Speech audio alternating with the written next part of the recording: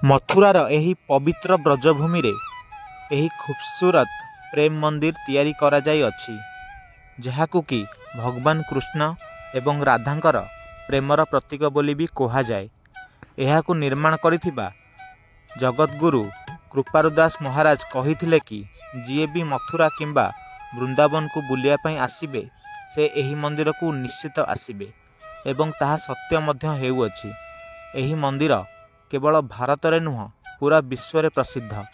प्रत्येक वर्ष लक्षाधिक मात्रा रे लोक माने एही मंदिर को दर्शन करिया पई आसंती एवं एहाकू भारतर गोटे सबुठु सुंदर मंदिर बोली भी कहा जाए। पाखापाखि 11 वर्ष समय धरी 150 कोटी टंकार तैयारी होइथिबा एही मंदिर को केवल भारतर नुह पूरा विश्वर गोटे सबुठु सुंदर मंदिर मध्य जना जाए। जय जगन्नाथ सांग माने मु आलोक एंड समस्त को वेलकम करुची मो यूट्यूब चैनल को। फ्रेंड्स, आपण माने भारत रे जेकोसी भी जगह रे रहउछंती ट्रेन माध्यम रे पहुंच जांतु मथुरा रेलवे स्टेशन रे।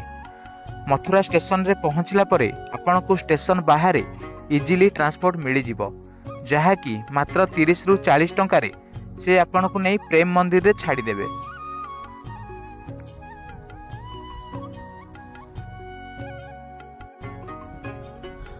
प्रेम मंदिर खोला हबार समय सकाळ 8:30 रु 12टा एवं संध्या 4:30 रु 8:30 मध्य होई थाए।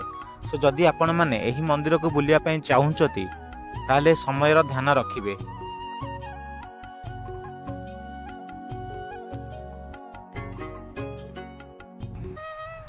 मंदिर भीतर को जीवा पूर्व भगवान श्रीकृष्ण द्वारा निज पिला बेले करा जायथिबा समस्त लीला को मूर्ति माध्यम दर्शा जाई अछि। से सबु मूर्ति मानकु देखि देखि आपण को मंदिरर प्रवेश द्वार जाए जीवा पई पड़िबो। भगवान केमिति निज पिला बेले गोपपुरर समस्त लोक मानकु इंद्र कबलरू रक्षा करथिले तांकर गोटिए काणी आंगुटी रे गोवर्धन पहाड़ टेकी आपण तो समस्ते किछि ना किछि ए विषय जानिथिबे एवं सही अमूल्य समय को गोटिए मूर्ति माध्यम रे एठी दर्शा जाई अछि।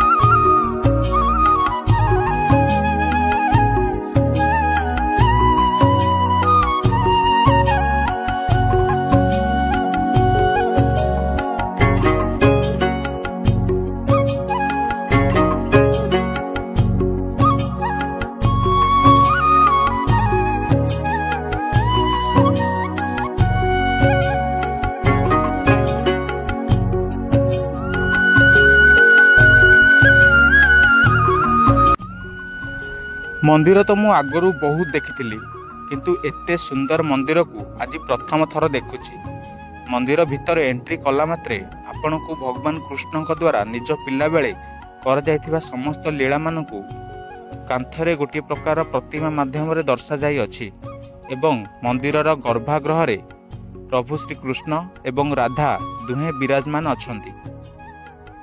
2 महला विशिष्ट एही मंदिर को ऊपर को गले आपण को मंदिरर निर्माता कृपारु दास महाराज मूर्ति देखिबा पई मिलिबो।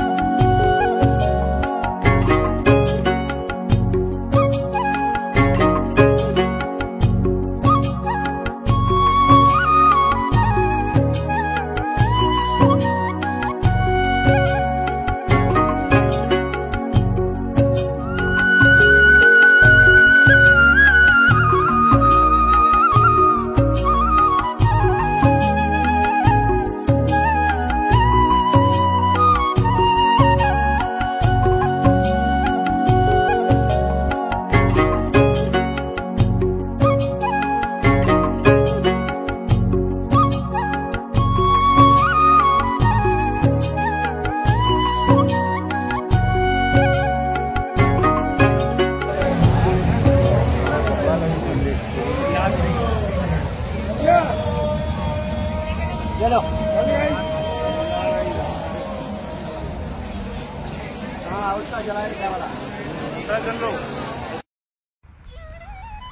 କିଛି ଦୂର ଗଲା ପରେ ଭଗବାନ ଶ୍ରୀକୃଷ୍ଣ ଏବଂ ଅର୍ଜୁନଙ୍କର ଗୋଟିଏ ସୁନ୍ଦର ରଥ ଆପଣଙ୍କୁ ଦେଖିବା ପାଇଁ ମିଳିବ, ଯାହାକି ମହାଭାରତର ସମୟକୁ ଦର୍ଶାଇଥାଏ।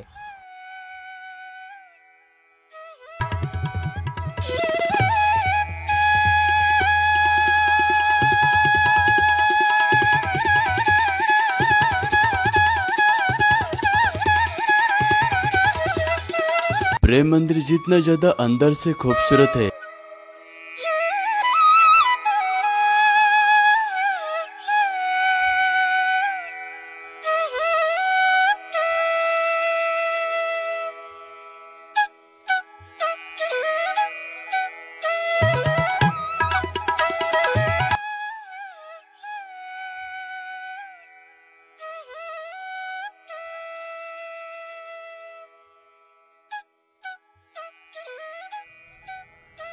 मंदिर दिन बेले जेतिकी सुंदर देखा जाए ताहा रातिरे आहुरी बेसी आकर्षणीय हो जाए, कारण एठरे लागिथिबा एलईडी लाइट सबू मंदिर रे चार चांद लगे दियंती। केवल मंदिर रे नुह, मंदिर चारिपटे थिबा समस्त मूर्ति एवं अन्यान्य जिनिस मानकरे जेतेबेले लाइट लागे ताहा बहुत ही सुंदर देखा जाए। एवं राति 7:30 रु 8टा भितरे एथिरे गोटिए एलईडी शो मध्य हुए, जहाँकि आपनकु सेठारे रहिया पई बाध्य करिवो।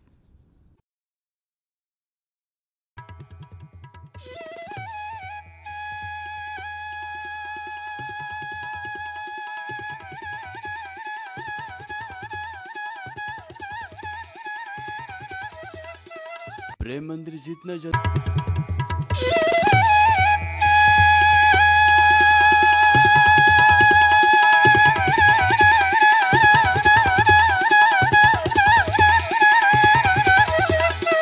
प्रेम मंदिर जितना ज्यादा अंदर से खूबसूरत है। सो फ्रेंड्स, एबे तो समय प्राय 8टा बाजिलानी आउ मु ऑलमोस्ट 2 घंटार भी अधिक समय यही मंदिर रे स्पेंड कर सारे। एबे मु रिटर्न करी और जो मैंने भी मोर पूर्व वीडियो सब देखी ना चैनल लिंक अच्छी आपण मैंने जाए देखिपारे। वीडियो भल लगे चैनल को लाइक करूँ, सब्सक्राइब करने तो जमा भूलें एमती इंटरेस्टिंग वीडियो देखापी आ मो सहित सबुआड़े बुलायापी। Thank you.